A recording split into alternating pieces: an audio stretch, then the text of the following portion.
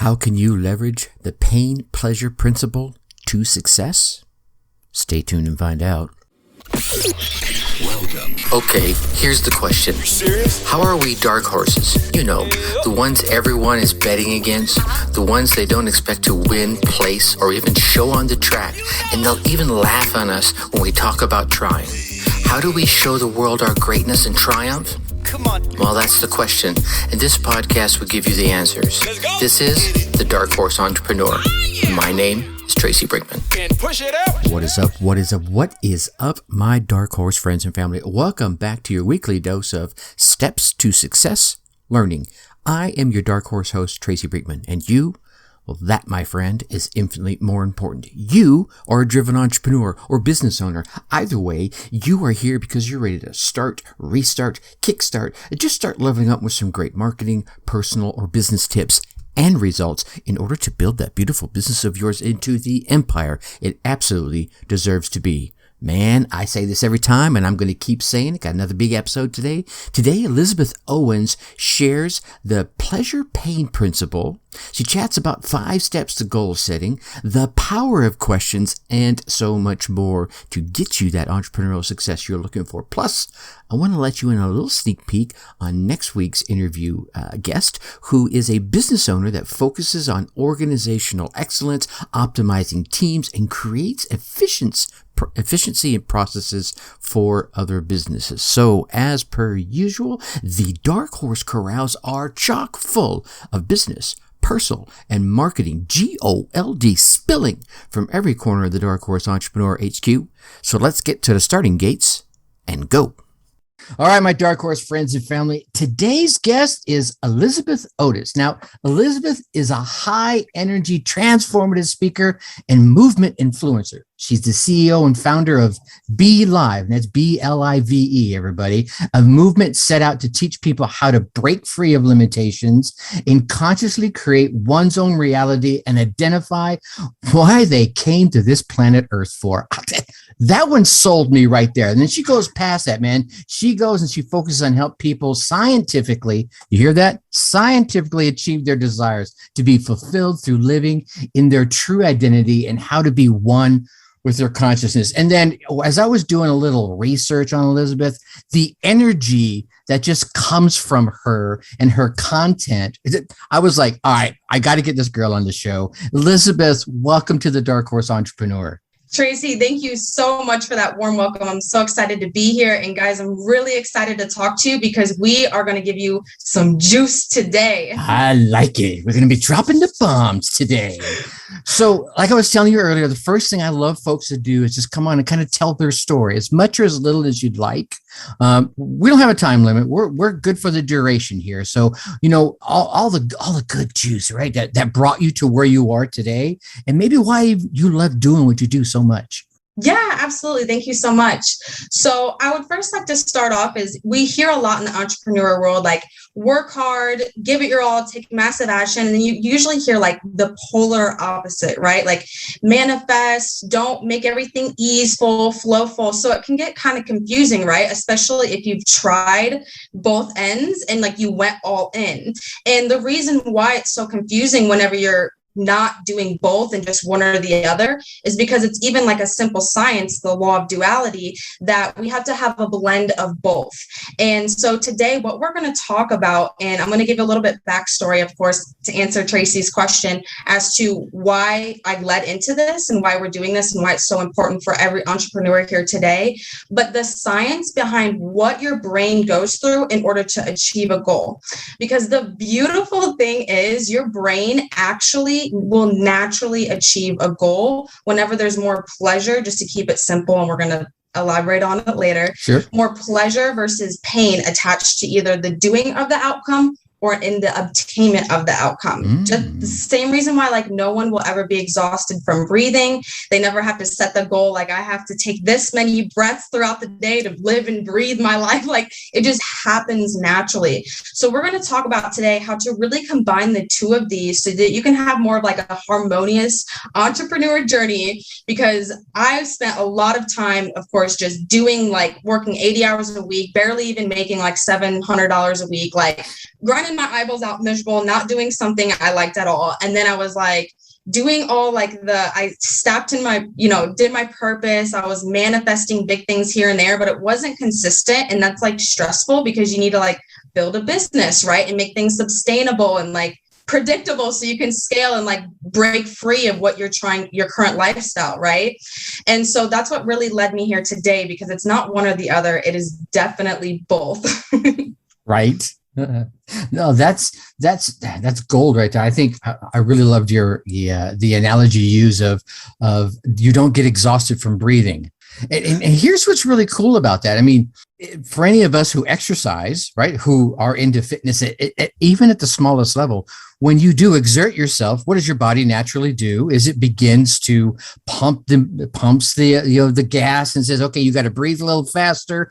Oh my goodness, you need to cool your body down. So you start to sweat, your skin gets, so it's all these natural instinctive things that you're born, they're just a part of your DNA that happen. And like we chatted about it, and you've kind of alluded to it. I'm a big goal setter, and everyone listening to the show knows how I don't want to say I pound into their heads, but I certainly assert that they need to be writing these goals down and going after them. And when we were chatting before about what we want to chat about, and there was that you had this 5-step process to program the subconscious mind to achieve that goal. I was like, sold, let's go there. And I'm going to sit back here, maybe ask a question every once in a while, but man, hit us with it. Tell us all about it. Okay, yes, let's go deep into it. So what I'm going to do first is I'm going to go step by step, a little bit elaboration on both and how to apply it to your day-to-day life, and really just work it as we're doing this right now, even during this interview.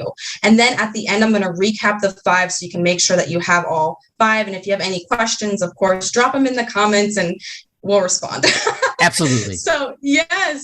So the very first step is we want to be crystal clear on our outcome, because you hear a lot of contradiction on like, it doesn't really matter what you want as long as you have a general sense, or you must know every detail. But what really depends on this is that crystal clear is what that means to you, right? Because if you just want to say, for example, I just want a balloon, and it doesn't really matter. You're not being picky about it. I just want a balloon because I want to gift it to somebody and be like, here's a balloon, happy birthday.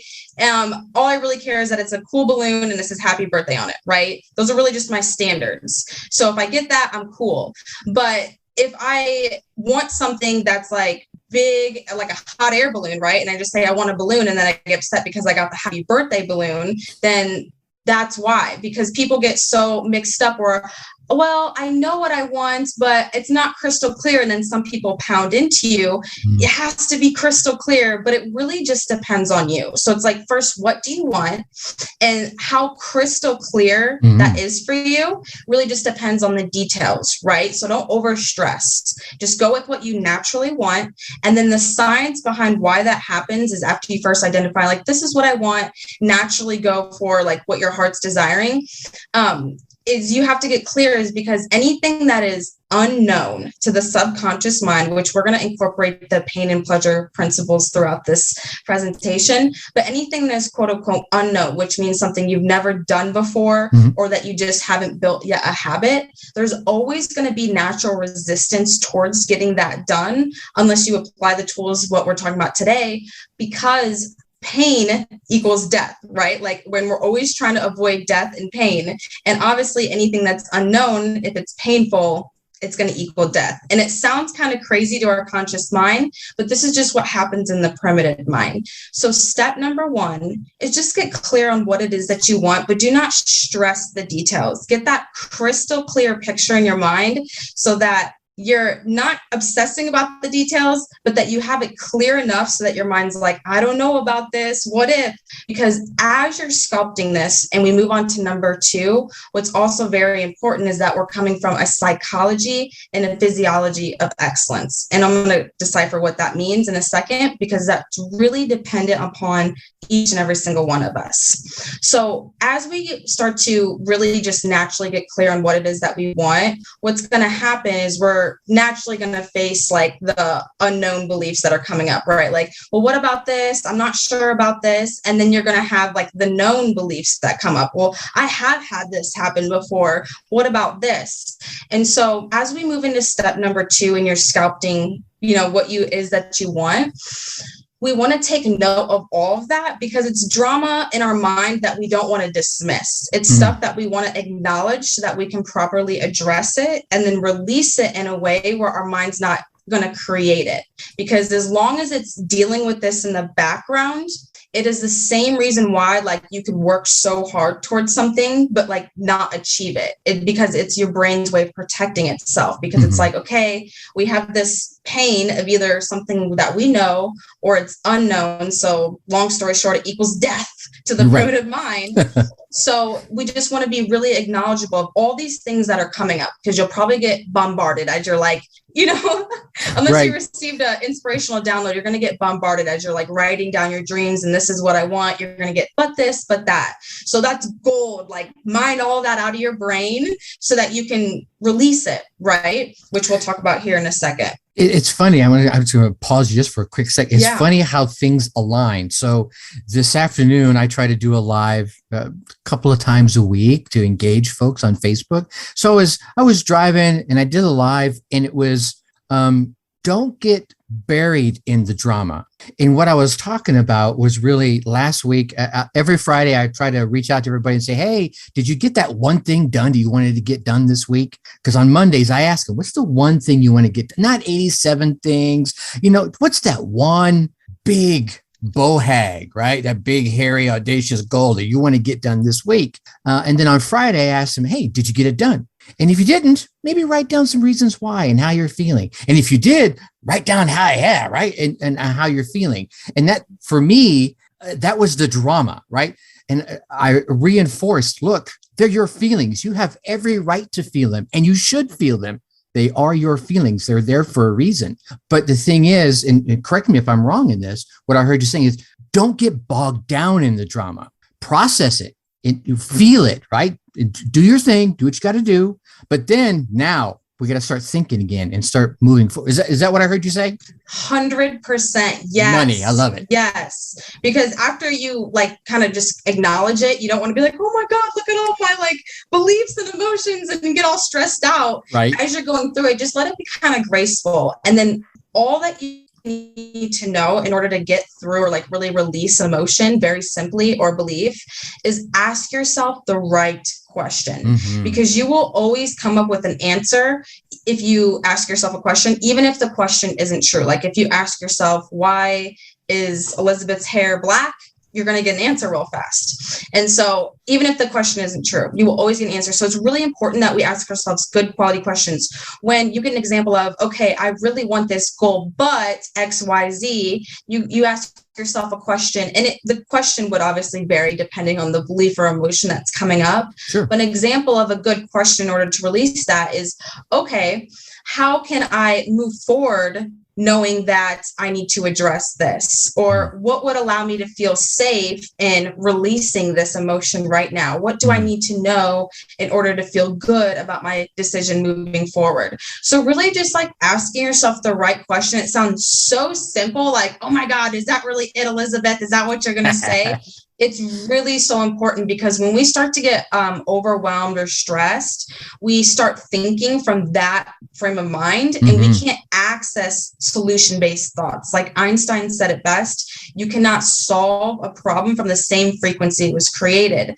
And so that's why step number 2, you really want to acknowledge everything that's coming up in a way that's like loving, and be like, okay, I got you. I got your back. Like, what can we do to address this so that you feel good and it's not continuously coming up? Because it's not going to allow you to move forward in the long term, because 90% of your behavior is driven from your subconscious mind. So it has to be addressed. And then moving forward, how to snap back into psychology or physiology of excellence. Because as you naturally start to feel that way, you will notice that physiology, if someone's not clear on what that is, other than like your blood sugar and all that good stuff, as I'm talking about your posture and your facial, although like your blood sugar and like if you're hangry, that plays a big part. So make sure you're sleeping and eating well, big part of entrepreneurship. But really just like, if you are not feeling it right now and you're like, okay, I need to snap into my A game right away, or I need to move forward and something's blocking me, the simplest thing you can do is to snap into what we call a physiology of excellence. Is if you were to recall a memory or a time that you knew you were like totally confident in achieving something, or if you can just imagine yourself achieving something, like, yes, like I got this, I'm good, like whatever state you're trying to tap into, just naturally allow your body to reflect that, because we cannot feel an emotion unless our body and our face is shaping it, because every single motion that we make releases chemicals in our body. So if you know, position the right ones, you'll release the right chemicals, which will put you in a state that will allow you to keep moving forward in an easeful way. This is also why like work gets really hard for some people, because they're like going against the grind and they're not addressing the emotions and thoughts that are coming up. So not only are they hitting obstacles, right, more often than not, because we're all going to hit obstacles in our entrepreneur journey, but they're also making it more of like a forceful, like, I'm sure that we're coming from both a psychology and physiology of excellence. It's so important. Absolutely. You're now listening to the Dark Horse Entrepreneur Podcast. Sweet. All right. So we got be crystal clear. We're going to come out with that. Well, I got psycho and Fizzo because I was taking a abbreviated notes here. So the psychological and the physiological position of excellence. And I've been a big fan of that. I remember one time I was giving a presentation at the Coca-Cola company, probably an audience of about 25, 30 people, most of them professionals.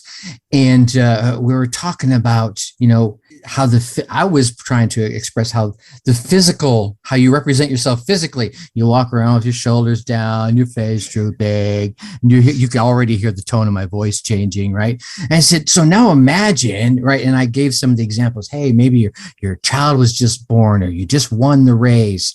Or here's the one I really love to do. We've all seen Superman, right?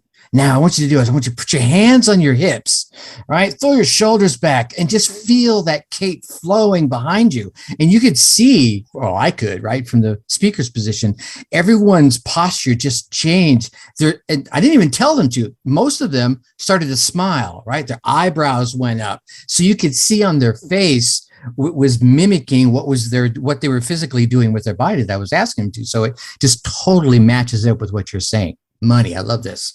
So yeah, Tracy, I love that you actually brought up the Superman pose, because they've actually done a case study, I think from Harvard, that whenever just across the board, because everybody has their own little stances, but across the board, physiologically, whenever anybody does a Superman or Superwoman pose, right, you start to release like immense amounts of dopamine and all different types of endorphins. So that's across the board, something we can all do. It's so good. Love it. So moving into step number 3, of course, what we addressed earlier is it's not just one side or the other. Step 3 is obviously we still want to take action, because as you come from a psychology and physiology of excellence, you're going to start receiving all these natural downloads because you're coming from like your A game frame of mind, right? So you're going to be like, okay, like I'm ready to do this. I'm firing off content. You're just in that flow state. So obviously you just don't want to sit there and visualize and like take note of things and plan. You obviously want to like take action on that. So that's pretty simple, but you don't want to take any sort of action. Obviously act on your inspiration, but going back to the quality of questions that we ask, we'll always get a question. We'll always get an answer to the questions we ask. So who do I know that is successful in already doing this? Who do I know that is like a great mentor for this, right? Like, how can I fast track this process? So obviously act on your inspiration, but don't just like start Googling like basic advice, right? Because there's so many coaches and strategies and like shit online these days. And like, we really want to make sure we're asking ourselves the right questions, right? So before you jump into action, make sure you ask those questions. And then which really follows up with step number 4 and 5, which we can combine, which is be flexible and develop sensory acuity. Because obviously, as you go through the process, like every entrepreneur, you're going to face obstacles. There's challenges. There's stuff that's like, oh shit, that wasn't in the training, Right? And you kind of just have to like, I don't know who to ask, and you got to like problem solve on the spot, right? And so it's really just about being really flexible, not having to like fit into a box. Make sure you're trusting your intuition, and also taking your own scientific, measurements by using your sensory acuity, right? So every single time you do something, make sure, like, this is something that I wish I did a lot earlier and paid more attention on, especially like with like YouTube channels and things like that, is pay attention to your like analytics, pay attention to how many people are like liking which posts, like which ones do better. Don't just be like, oh, that one did good. Like, why? Like, really pick it apart so you can duplicate that and stop wasting your time on like stuff that's not really good that you like may think is good, right? Because it may be good for something or another place, but maybe not with what you're trying to achieve here. So making sure that you're being very flexible and developing that sensory acuity is very, very vital. That's fire. That's fire. I want to step back real quick on questions, right? So as many of the folks listen here, I use questions when it comes to goal setting as part of the, I call it a milieu check, right? Which is some fancy French word I heard at some point, and it just kind of said, "Ooh, I kind of like that." But it's like this go, no go series of questions that people can ask themselves about their goals. And some of them are super simple. Like, is this really my goal? Because how many of us have written down a goal or gone after a goal because our mom and dad said we should do it, or our best friend said it, or our spouse, whoever, right? And it's like, man, is this really my goal? And if it's not your goal, okay, maybe you should set it aside until it is your goal. Does that make sense? And 100% makes sense. Yes, because that's going back to the whole pain and pleasure principle. You'll know once you start hitting those roadblocks, like, oh my gosh, I either just can't get myself to do something, or, oh my gosh, I'm doing all the things, but it's not working, that there is an internal block, because it's that protecting mechanism, right? So it's like, if I achieve this, then I'm locked into a massive more occupation that I don't want to do. Like, so I don't want, your brain knows that at some level, so it doesn't want to expand upon it. So that's why it's like, don't just come from a forceful place of like, work hard, like be like, just force through, like, don't let yourself be weak. Don't let the negative emotions creep in. Like, it's a real balance of both, like masculine and feminine, like welcome the emotions, process them, but also visualize, get familiar, because that's what it takes for the subconscious mind to implant something and really like get familiar with it, and also bring up anything that you need to process as you get more flexible, follow people that can really help you, and just really do the two. So I love that you brought that up, because that's a big thing for most people. Yeah, absolutely. Now, for those folks, and I know I've heard it before, but there may be some folks out there that heard you use, and it rolled off your tongue so easily, sensory acuity. Help them understand, if there's the first time they're hearing it, what do you mean by sensory acuity? Yes. So sensory acuity, fundamentally speaking, it kind of goes back hand in hand with being flexible. So I'm going to give a couple examples, because it could look like a little different between each and every different entrepreneur. Sure. But it's just like being really aware of what works and what doesn't, so that you can adjust from there, right? So like, say, for example, if you're doing work, like say what I do, so like I'm a hypnotherapist, I can help with reprogram people's minds, right? So if you're someone who like does some sort of psychic or mediumship, or your tarot reading, or like something like that, where you're looking at people, giving them advice and doing energy work, then what you want to do, for like an example in sensory acuity, is as you're doing these things, like, how are people reacting? Are they like scrunching their faces? Are they like, are they yawning? Are they releasing? If you are selling something, right? Like you're running ads and you're selling physical products and things like that, like which ads are producing, which ones aren't, why? Like, who did you target? What do we need to change here? Which ones sold more? Right. If you are making videos a lot, like if you're checking the analytics, like where did people drop off at and why? Like, what did you say? So that's about being very sensory acuity and making that shift. Perfect. That's money. That feedback loop, right? Got to check things out. It's not fair. And this is for me. I stopped looking at things as failures.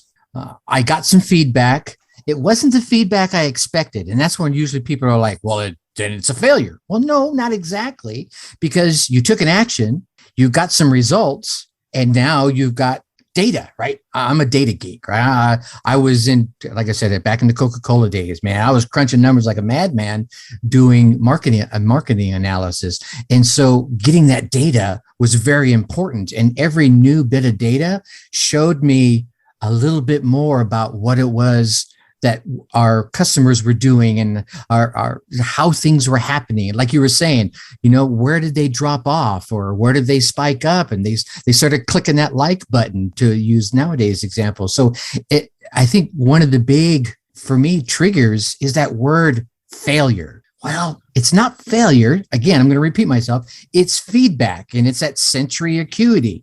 You got some information. If they didn't watch that video, there's something in there that turned them off. If they've been watching all your other videos and all of a sudden they're like, I'm checking out of this one, something happened. And using that sensory acuity, that feedback loop, will definitely play you a big service.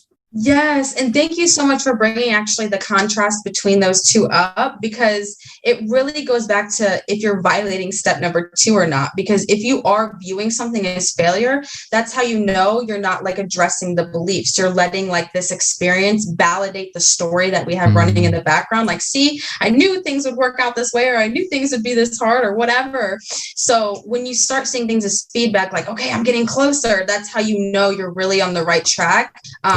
On that subconscious level to really getting closer to your goal. Yeah. 100%. This is money, man. You're just dropping all kinds of wisdom here today.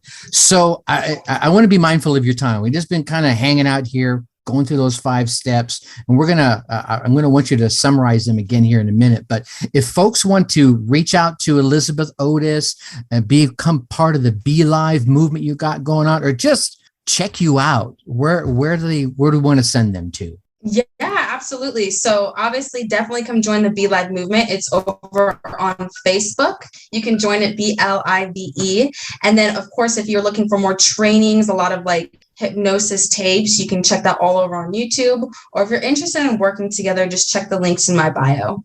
Perfect. I'm going to make sure all the links are in the show notes so people can just click on down there and get right to you right away. All right. So quick synopsis of the 5 steps. Run them down for us. Yes. So step number 1 is get crystal clear on your outcome. Remember, don't stress the details if you don't need them. Step number 2 is psychology and physiology of excellence, which is a little bit different from everyone, but you will know based off the way you feel and the thoughts you're processing, right?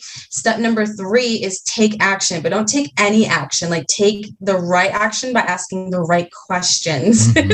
Step number 4 and 5, you can pretty much combine them. It's be flexible, because you're having sensory acuity. Make sure that you're not just going out, taking a bunch of action like, yes, my mentor told me this would work and I'm doing it and I just need to duplicate and do more of this and 10 times more of it. No. See what's working, see where things are dropping off, and maximize on that, cut off the fat. Ooh, I like that. Maximize on that and cut off the fat. That's money right there. And I think, it's funny is that those last 2 steps, 4 and 5, be flexible and sensory acuity, is where you see a lot of people in the marketing arena lose their shirts in Facebook ads. I'm just going to try to keep it simple where the folks can really resonate to it. They're like, all right, I got all the, maybe I took a class, or I studied some things on YouTube, or Elizabeth said, hey, here's some great advice. Go do this. And I went and did it. And it works great. So I'm going to keep doing it. But they stop paying attention. Maybe it works the first time. Here's an even better example, right? My wife is into fitness, and thank God, she's got me in much better shape. I wasn't in ugly shape, but I needed some fine tuning. And if we would have stayed at the same weight since I met her 7 years ago, I wouldn't be as fit as I am now, right? I would be okay. But because we keep tweaking, right? Paying attention to the body says, all right, well, I'm strong enough to lift 50 pounds here. Now it's time for 60. Or you spent a weekend walking through the woods in northern Wisconsin. Maybe you need to drop it down to 40 while the muscles heal. It's that same thing. You're being flexible. You're still doing the same things, but you're tweaking them based off the feedback you're getting via that sensory acuity. Is that on the money there? Yes. Oh yeah, that was so spot on. I love the examples you used too, because it was real life personal examples, not just business. Yeah. Everyone can fit into that. Everyone's like, Especially after Christmas, right? We're all like, oh, we got the round tummies. Yeah. Yes, All right. yeah. Elizabeth, I definitely appreciate you coming on and hanging out and dropping this magic formula, this 5 steps here. I know everyone's gonna appreciate this, and hopefully some folks will be reaching out to you. Any final words of wisdom you want to leave us with? Yes. So when it comes to first, like step number 1 is don't stress it. Like it was like no irony that Tracy brought it back up like way longer into the conversation is make sure that those decisions that you initially make are heart centered, because as long as you keep releasing all of the thoughts and emotion that are why you don't have it right now, you will have it. Like your brain wants to keep you small because that's what keeps you safe in like the primitive mind. So really just go with your heart. Like we all have our desires for a strong purpose. You're here right now listening to this for a reason. So just use these tools like they work. It's just the way the science of the mind works. You got it covered as long as you do this. Money. I love it. Now, before I almost forgot about this. I made myself a note here that in the intake form, you actually said yes, that you had an offer you wanted to put out for folks. Is that still true? Yeah, absolutely. So if you would like to try out one of the hypnotic tapes, because one of the fastest ways to reprogram the subconscious mind is to use hypnosis. This is like one of the techniques. This is an NLP technique, but another tool is hypnosis. And so I have all different types of hypnotic tools that you can actually get for free whenever you join the Be Live group as a freebie. So make sure that you jump on over to the group and you let us know which ones that you want so we can go ahead and send them on over to your email. There it is. I'm definitely going to make sure that Be Live link is in there so people can jump over there and check out those tapes. Once again, Elizabeth, thank you so much for hanging out with us tonight. Yes. Thank you so much for having me, Tracy. Bye, everyone. All right, my Dark Horse friends and family, there you have it. Elizabeth Otis dropping some major goal-setting bombs on us today. What thoughts resonated with you? Let me give you a few that kind of clicked off in my head. Thought number 1, the pleasure-pain principle. Now, Elizabeth started off with our need to have both the carrot and the stick in our life in order to help our brain reach those goals that we are shooting for. I would like to add in the 6 rules around the pleasure-pain principle. I'm going to go over them real quick right here, but then I'm going to go discuss them more fully in episode 297, the pleasure-pain principle rules. Okay, here we go. Rule number 1, all decisions made by human beings are to avoid pain or gain pleasure. Yeah, duh. We all know that. Rule number 2, people will do much more to avoid pain than they will ever do to gain pleasure. Yeah, think about it. You're right. Go ahead and nod. I get it. Rule number 3, perception is reality. This is one we really need to chat a bit more about. And again, I'm going to do this in episode 297, but think about it. When you believe something, it is your perception. Then it's your reality. No matter what other people tell you, you just will look away. We've really experienced a lot of that over the past couple of years. Yeah, right? If you're listening to this right about the time it drops towards the end of January of 2022, past couple of years have really been a test of perception versus reality. Anyway, rule number 4, pain and pleasure are modulated by time. Yeah, think about it. As time goes on, it changes. Right? Rule number 5, emotion trumps logic when thinking of pleasure and pain. Yeah, there we go. I think we've seen a little bit more of that the past couple of years. And rule number 6, survival versus desire. In the pleasure pain principle, survival whoops desire's ass every single time. Again, I'm going to go over those rules and chat a bit more deeply about them in the next episode, 297, the pleasure pain principle rules. Now, thought number 2, 5 steps to goal setting. Now, Elizabeth shared her 5-step process towards goal setting. And anybody who's listened more than a few episodes know I'm a huge proponent of goal setting. And I even have my own eye chart process, which you can learn about in episode 176.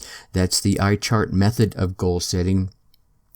And now mine is 6 steps, but here's what's really cool. Elizabeth's process aligns with mine, which speaks, I think, volumes about the two of us coming from completely different angles, completely different backgrounds, and we can come together and look at each other and say, yep, that works. And it probably shares a little bit of light on the validity of the process that we both have come up with independently. Now, Elizabeth states that the first thing you need to do is be crystal clear. Have that clarity of what it is you want. Make sure you're clear, right, as she said, on what balloon you're hoping to get. Next, you want to take note of those gaps and concerns that you can see and are aware of. Then ask yourself those right questions to clear them and to deal with them. Then, you need to take action. You hear me tell you that at the end of every single one of these podcasts. Think successfully and take action. What's funny about that is way back when I first early in my corporate career, I used to sign off all my emails when email started to become a big thing as think successfully. Because that's what I was. I was a positive thinker. But then I started to realize, well, that alone doesn't do the job, does it? It helps it. It gives you an oomph forward. But if you don't take action, you can think all the pretty thoughts you want to. Everything else is going to stay the same. Actually, in real life, everything is going to get worse because while you're sitting there doing nothing, the whole world's moving forward. So literally, you're moving backwards. So you have to think successfully and take action. Then finally, you need to be flexible and develop that sensory acuity. Now, here's where we're going to have to review. Here's where you are going to have to review the actions that you have been taking, right? See what is working and what is not. And it would be wise to stop doing it if it's no longer working, right? Start taking new actions so that you can get those new results and you then can rinse and repeat. Now, if you keep doing the same damn thing and expect a different dang answer, well, as we all know, a wise man once said, that's called insanity. Now, I believe in goal setting so much that there are 9 solo episodes on this podcast that I've dedicated to just this topic. They are episodes 18, 93, 103, 104, 105, 168, 169, and 171. And you can tell some of those are pretty close together. So it's not a topic you could really dive deep into in one session. So you'll have a number to pick from. And as I mentioned earlier, there's also 176. So if you're hungry to get to your goals, to get them accomplished earlier, faster, and with less stress, then go check out those episodes. Lots of great knowledge there. And finally, thought number 3, the power of questions. Elizabeth reminds us of the importance of asking the right questions. I've always tried to ask myself the right questions. And let me tell you, all right, even with my positive outlook on life, I have to be honest, it's not always easy to keep those questions pointed in the right directions. I mean, here you think about it. A question can be, or actually is, like a loaded weapon, right? And if you point that bad boy in the wrong direction when you pull that trigger, you could hurt someone, even yourself. Now, as I mentioned during this particular episode, I have a milieu check of questions I've done as a part of my goal-setting process since, back in the 90s, that I share currently with my inner circle and clients. So, as you can tell, for decades now. Let me share with you more about why, and I'll be doing that in episode 298, Finding Success in Asking Powerful Questions.